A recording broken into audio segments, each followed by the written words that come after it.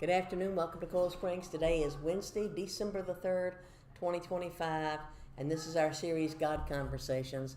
And today we're going to be talking, because this is the first week of Advent, about the Advent candles and why some churches have them. Advent is growing in popularity among Baptists. A lot of denominations, Methodist, Presbyterian, Lutheran, Episcopalian, Catholic, have been doing Advent for centuries, literally.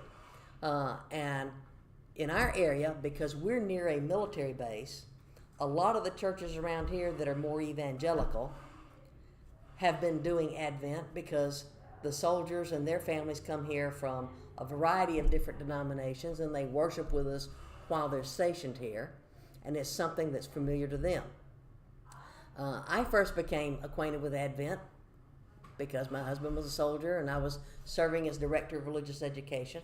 We certainly never did lighting Advent candles in the Southern Baptist churches that I grew up in. But this was one of those traditions that once I got exposed to it, I decided it means a lot to me. It adds a lot to my celebration of the birth of Christ. And so we do Advent candles at home as well as we do them here at the church. So this is a good time, since we just have started the Advent season, of explaining to those who don't know. The Advent wreath can be a wreath that has spots for candles to go in. Our home is a wreath, or it can be a metal frame like this, and we just put it on a matching gold plate. It'll have space for 5 candles, 3 purples. Sometimes you may see people using dark blue, but purple is normally the liturgical color for the season of Advent, and it's also the liturgical color for the season of Lent in the spring. Why? Because purple is the color of royalty. Royal robes are in purple. Purple was a very expensive dye in the ancient world, and so it was a sign of somebody being very wealthy or being in a position of being a king of a country, to be able to have a robe that had purple in it. But purple's also the color of a bruise, and that's why it's used during the springtime. So at Advent now, some churches are using dark blue for the nighttime sky, but most still use purple. And you have 1 pink candle and 1 white candle in the center. The white candle is the Christ candle. It's going to be lit normally on Christmas Eve if your church has a Christmas Eve service, or on Christmas Day if your church has a Christmas Day service. Our church here will not be having a Christmas Eve or Christmas Day service. So what we're going to do on the last Sunday of Advent is we're going to light the 4th candle in the wreath around it, and we'll also go ahead and light the Christ candle, representing the light of the world is here. Purple and pink. If I were putting together outfits, I wouldn't choose to wear a purple skirt with a pink blouse. It just wouldn't be a color combination that you would normally think of. But there is a reason behind it. Like I said, the purple represents royalty. We're celebrating the birth of the King, the Messiah, the promised one of God. Pink is a color that represents love and joy. Because there are 5 candles associated with the wreath, the first week of Advent, we're lighting 1 purple candle. The next week, we'll light that candle, then we'll light a 2nd purple candle. What's happening?